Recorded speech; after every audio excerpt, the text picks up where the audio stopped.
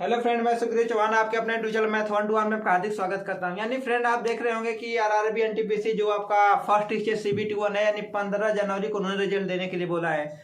उसके बाद आपका 14 फरवरी से 18 फरवरी तक बीच में सीबीटी 2 कराएंगे। उसके बाद आपका जो आरआरबी ग्रुप डी है वो कराएंगे आपका 23 फरवरी से उन्होंने डेट दिया है, लेकिन देखिए अगर हो जाए तो ठीक है। तो फ्रेंड, उसी को ध्यान में रखते हुए मैं बहुत अच्छे से क्वेश्चन लेकर आया हूँ। कहीं ना कहीं आपको एग्जाम में देखने को मिलेंगे। यानी फ्रेंड, क्वेश्चन तो बहुत सिंपल तरीके से होते हैं, लेकिन कुछ लोग क्या करते हैं कि उसकी लैंग्वेज को नहीं समझ पाते हैं, उसको सॉल्व नहीं कर पाते हैं। तो फ्रेंड, उसी को ध्यान रखते हैं। यानी कि जो प्रीवियस ईयर पेपर पूछे गए हैं, जैसे परसेंटेज के क्वेश्चन कितने कैसे पूछे गए हैं, मैं उसको लेकर चला। टाइम एंड ओवर का क्वेश्चन कैसे पूछे, मैं उसको लेकर फ्रेंड में चलना हो। तो जो आपको मैं काफी वीडियो भी देखा, आप लोग काफी लाइक भी पसंद भी कर रहे हैं, अच्छे से क्वेश्चन मिला है। तो फ्रेंड, उसी को ध्यान में रखकर मैं अच्छे से क्वेश्चन आया। तो फ्रेंड, आगे बढ़ने से पहले आपसे एक रिक्वेस्ट है कि आप हमारे चैनल पर नए हैं तो चैनल को सब्सक्राइब करें, वीडियो को लाइक करें और अपने दोस्तों के साथ शेयर करके हमारा क्या करें, सपोर्ट करें। तो फ्रेंड, आपके सामने पहला क्वेश्चन लेकर चलता है जो आपकी स्क्रीन पे दिखाई देगा। आपके सामने पहला सवाल है कि एक कर्मचारी की मजदूरी में 20% की कटौती की गई है। यानी कि हमको पता नहीं कि उसकी मजदूरी पहले कितना थी, लेकिन कह रहा है कि उसकी मजदूरी जितना भी थी उसमें से क्या किया गया है कि 20% की कटौती की गई है। यदि उसकी मजदूरी को पुनः पहले के बराबर लाना हो तो उनमें कितनी वृद्धि करनी पड़ेगी। यानी कि कहने का मतलब ये हुआ कि कुछ उसकी जो भी सैलरी रही होगी उसमें से 20% काट दिया गया। तो उसमें ये कह रहा है कि फिर उसको उतना ही लाना है। मान लीजिए उसकी मजदूरी पहले 100 रुपया थी, तो पहले जो मजदूरी 100 रुपया थी उस मजदूरी को फिर क्या करा, उसमें 20% काट दिया। फिर कह रहा है कि फिर 100 रुपया लाना है तो कितने प्रतिशत की वृद्धि करनी पड़ेगी। तो पहले मैं आपको क्या बताऊंगा बेसिक, उसके बाद ठीक बता रहा हूँ। होता है क्या, इसको मान कर लगाया जाए। माना उसकी प्रारंभिक मजदूरी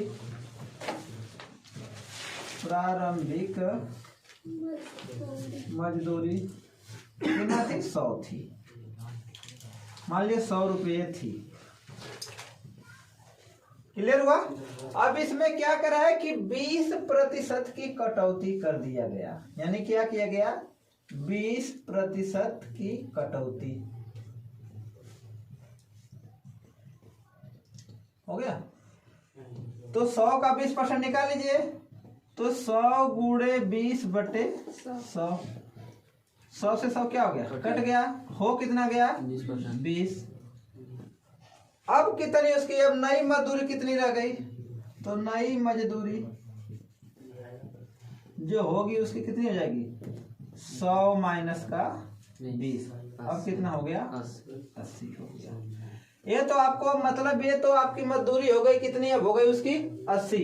यानी कि पहले उसकी मजदूरी का रुपया थी, 100 रुपया थी, अब उसकी मजदूरी कितना हो गई, 80 रुपया हो गई। लेकिन आपसे ये नहीं पूछा, आपसे ये पूछा है कि अगर उसकी मजदूरी फिर पुनः हमको 100 लानी है तो 80 में कितने की वृद्धि करनी पड़ेगी। आपको कुछ नहीं करना है, वृद्धि प्रतिशत निकालेंगे। तो वृद्धि प्रतिशत निकालेंगे, कमी की गई बटे नई मजदूरी और गुणे कितना हो जाएगा, 100। कितना कमी की गई है, ये 20 की 20 हो गया। नई मजदूरी कितनी है, 80 हो गया। और परसेंटेज के लिए क्या करना है, 100। 20 चौका 80, 4 से 25। तो जो आपका मजदूरी यानी कितना परसेंट बढ़ाना पड़ेगा, 25% बढ़ाना पड़ेगा। यानी आपका बेसिक था। अब इसका मैट्रिक बताऊंगा, वो भी बहुत ही सिंपल होगा। तो फ्रेंड, इसका ट्रिक क्या होगा, यानी कि ट्रिक इसका सिंपल है, इतना बड़ा कुछ करने की जरूरत नहीं है। लेकिन कभी काल के ट्रिक आप भूल जाते हैं तो मुझे बेसिक बताना पड़ता है, तो मैं ट्रिक बता रहा हूँ। ट्रिक करना क्या है, कुछ नहीं करना। जो आपका ट्रिक होगा आप बस इसको फॉलो करना है। करना क्या है, कितनी कमी हो गई, 20% की, तो ऊपर कर लीजिए 20। क्लियर हुआ। यानी कि कमी कितनी की गई, 20% की। अगर 25 की गई तो 25 लिखना है, 50 की तो 50 लिखना है। क्लियर हुआ। अब उसको आपको करना है कि 100 में से 20 घटाना है। तो 100 में से 20 घटाए कितना बचेगा, 80। यानी कि नीचे लिख दीजिए 80।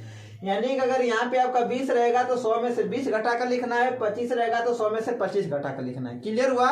यानी कि 100 में से हम 20 घटाएंगे तो बचेगा कितना? 80। और परसेंटेज के लिए क्या कर देंगे? गुणा का 100। वही 20 चौका 80, 4 से 100 में कितना हो जाएगा? 25। यानी कि जो आपका वृद्धि हो जाएगा कितना हो जाएगा? 25% हो जाएगा। यानी कि आपको वो सब लिखने की जरूरत भी नहीं पड़ेगी। तो फ्रेंड आपके सामने मैं दूसरा क्वेश्चन लेकर चलता हूं जो आपकी स्क्रीन पे दिखाई देगा। तो आपके सामने दूसरा सवाल है, बहुत अच्छा सवाल है कि ए का वेतन बी के वेतन से 33.1/3% कम है। तदनुसार बी का वेतन ए के वेतन से कितने प्रतिशत ज्यादा है। यानी कहने का मतलब ये हुआ कि वो तो सिंपल था, लेकिन अब आपका सवाल आ गया परसेंटेज में, यानी कि बटे में आ गया, तो सवाल बहुत कुछ अजीब सा है, लेकिन करना कुछ नहीं है पहले। तो फ्रेंड इसका मैं आपको ट्रिक बताना चाहता हूँ, एकदम वेरी सिंपल है, कुछ नहीं करना। 33.1/3% है, इसको सॉल्व करेंगे तो हो जाएगा 100/3।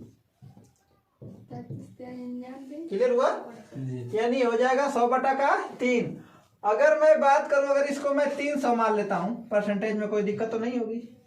करना क्या है, अभी दोनों का अंतर निकालिए, 100 300 और 100 का 200 हो गया। तो 200/3 कर लीजिए। और ये कितना था आपका? 100/3 ये था। क्लियर हुआ? किससे कम है? ए से। तो 100/3, फिर 100 का बटा का 200/3। परसेंटेज के लिए 100, 3 से 3, 1 0 से 1 0, खत्म। बचा कितना आपका? 100/2, 2 से बाद कितना आ जाएगा? 50 आ जाएगा। यानी कि आप देख रहे हैं कि हम ट्रिक से बहुत ही सिंपल ट्रिक से क्वेश्चन को क्या किया? सॉल्व कर लिया। फ्रेंड आपके सामने अगला क्वेश्चन लेकर चलता है जो आपको स्क्रीन पर दिखाई देगा। आपके सामने अगला सवाल है कि एक वस्तु का दाम 10% घटाया गया, पूर्व मान में उसको पुनः लगाने के लिए नए दाम को कितने प्रतिशत बढ़ाया है। मतलब कहने का मतलब ये हुआ कि सीधे सीधे क्वेश्चन एग्जाम में ऐसे पूछ देता है, लोग कंफ्यूज होते हैं कि पूछ क्या रहा है। पूछ वही रहा है कि कोई वस्तु है, उसका दाम में पहले 10% बढ़ाया गया है, ठीक है। उसके बाद कह रहा है कि फिर वस्तु को पुनः उसी दाम पर लाना है, यानी कि जो घटाया गया था, यानी कि जो हम लोगों ने पहला सवाल किया था एकदम उसी बेस पे है, कितना % बढ़ाना पड़ेगा। तो पहले बेसिक सीखते हैं, उसके बाद ठीक तो सीखना है। तो मान ले जो वस्तु का मूल्य था, कुछ भी रहा होगा, तो वस्तु का मूल्य बराबर क्या मान 100।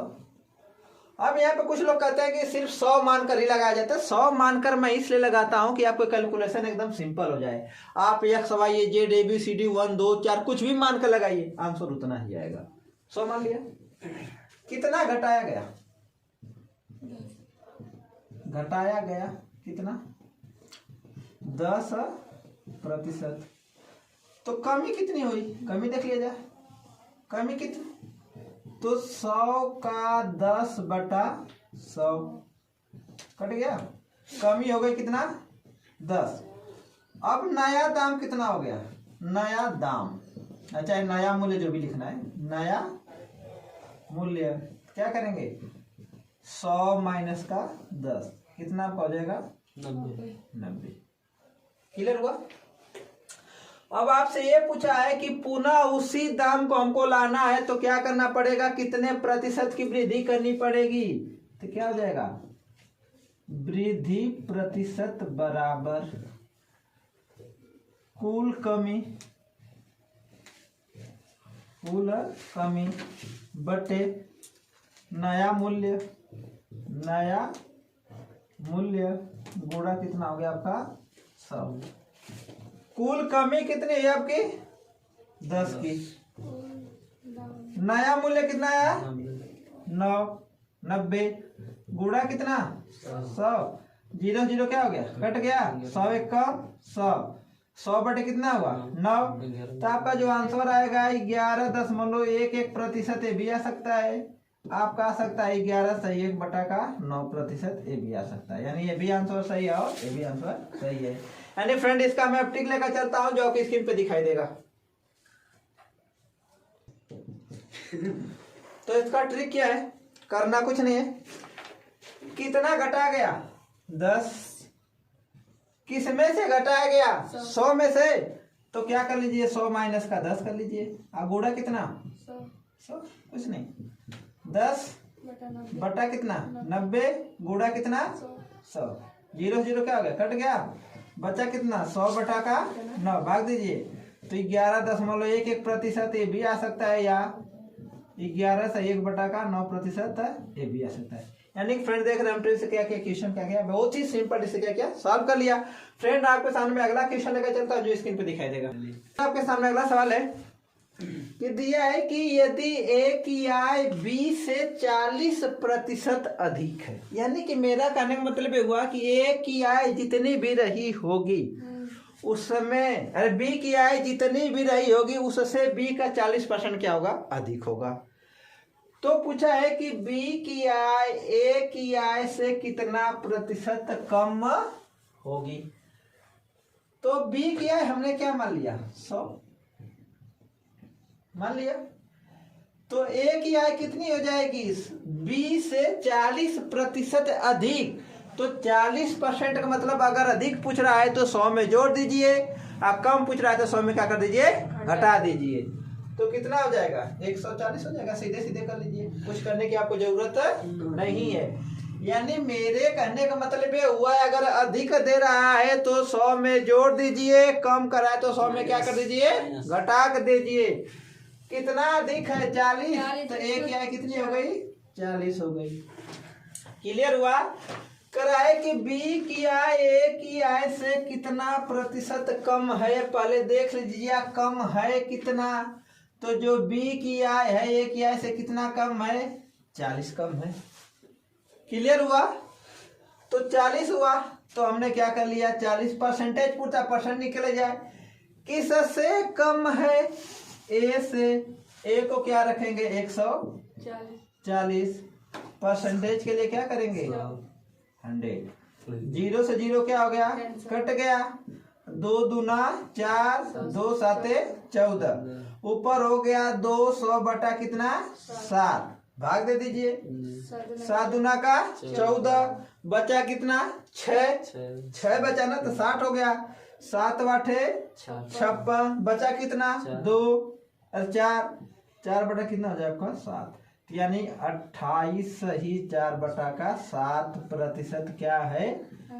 कम है। किसकी आय? बी की आय। फ्रेंड यहीं पे मैं आपको ट्रिक बता देता हूँ, ट्रिक को देख लीजिए। करना क्या है? कितना अधिक है? 40। फिर क्या करेंगे? 100 प्लस 40। क्यों? क्योंकि यहाँ पे क्या है? अधिक है। अगर अधिक है तो 100 में जोड़ दीजिए, कम है 100 में क्या कर दीजिए? माइनस कर दीजिए। तो क्या हो जाएगा आपका? ये हो जाएगा 40। अब गुणे कितना हो जाएगा? 100। ये आपका ट्रिक है। तो 40 बटे कितना आ जाएगा? 140 गुणा का 100 कर लीजिए। 20 दूना 40, 20 साते 140।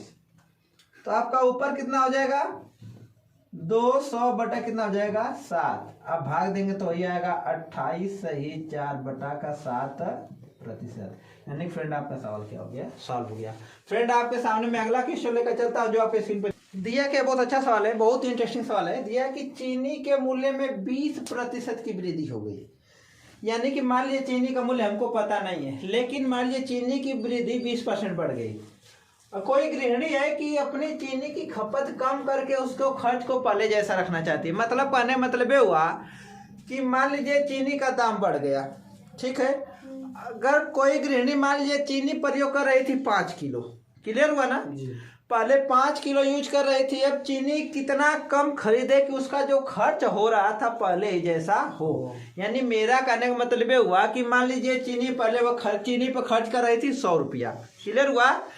तो चीनी का दाम तो बढ़ गया, बढ़ा ना। लेकिन हमको ये करा है कि चीनी का दाम बढ़ने से हमसे कोई फर्क नहीं पड़ने वाला है। क्यों? क्योंकि हमको चीनी पे 100 रुपया खर्च करना है। इसका मतलब तो जब दाम बढ़ेगा तो आपको सामान कम खरीदना पड़ेगा। क्लियर हुआ? तो पहले मैं इसका बेसिक बताना, और ट्रिक तो बहुत सिंपल होता है। बेसिक क्या होता है? माना चीनी की वास्तविक कीमत यानी कि प्रारंभिक जो कीमत थी वास्तविक कीमत कितना थी, मान लीजिए मैं 100 मान लिया, कीमत कितना थी 100 रुपया, ठीक है, कितना थी 100 रुपया। गृहिणी मान लीजिए 10 किलो चीनी यूज कर रही है, कितना कर रही है 10, गृहिणी द्वारा प्रयोग की गई चीनी, प्रयोग की गई चीनी हम क्या मान लेते हैं 10 केजी। तो कुल खर्च कितना होगा, कुल खर्च कितना हो जाएगा 100 गुणे 10 कितना हो जाएगा आपका 1000, यही होगा ना। यानी होगा 1000 रुपया।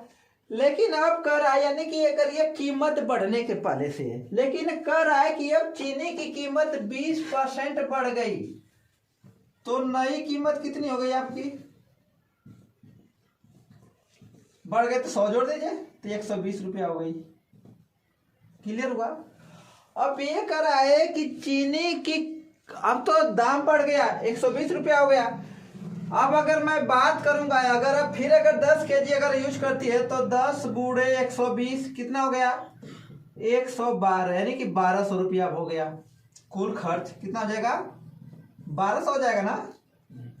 तो लेकिन ये कह रहा है कि चीनी की कीमत में वृद्धि होने से हमसे फर्क नहीं पड़ना है, तो हम चीनी की खपत क्या करें, कम कर दें। तो देखें बढ़ा कितना है, यहाँ पे 1000 खर्च हो रहा था, आप कितना खर्च हो रहा है 1200। कितना बढ़ा है 200 बढ़ा, किस में बढ़ा 1200 में। परसेंटेज के लिए 100 काट दीजिए, 1 2 1 2 काट दीजिए, 4 5 20, 4 तिहाई 12, ऊपर हो गया 50/3, भाग दे दीजिए तो 16 सही 2/3% या 16.33%। यानी मेरे कहने का मतलब ये हुआ कि जो चीनी की खपत पहले 10 केजी हो रही थी, अब उसमें कितना कमी करना पड़ेगा हमको, 16 सही 2/3 या 16.33% क्या करना पड़ेगा, कम करना पड़ेगा। फ्रेंड यही पे मैं आपको ट्रिक बता देता हूँ कि वो भी बहुत सिंपल है, एकदम इससे भी सिंपल है, तो मैं बेसिक था। ट्रिक देख लीजिए, हो गया। कितनी कमी की गई 20 हो गया, तब काम सॉरी 20% की वृद्धि की गई, कमी नहीं की गई, वृद्धि की गई। फिर क्या करेंगे 100 प्लस 20 गुणे कितना 100, तो 20/100, 20 गुणा का 100 हो गया, काट दीजिए, कट गया, कितना हो जाएगा 200, अब बटा कितना हो जाएगा 12, भाग दीजिए, 4 5 20, 4 तिहाई 12, 50 बटा कितना 3, फिर भाग देंगे तो आ जाएगा 16 सही 2/3%। यानी फ्रेंड, यानी कि जो चीनी की खपत आप जो भी कर रहे थे उसमें कितना कमी करना पड़ेगा 16 सही 2/3% का। तो फ्रेंड आज के लिए मैं बस इतना ही रखता हूँ, फिर उसके बाद मैं मिलूंगा आपको अगली वीडियो में। ऐसे क्वेश्चन आपको देखने को मिलेंगे, तब तक मैं मिलता हूँ अगली वीडियो में। तब तक के लिए जय हिंद जय भारत।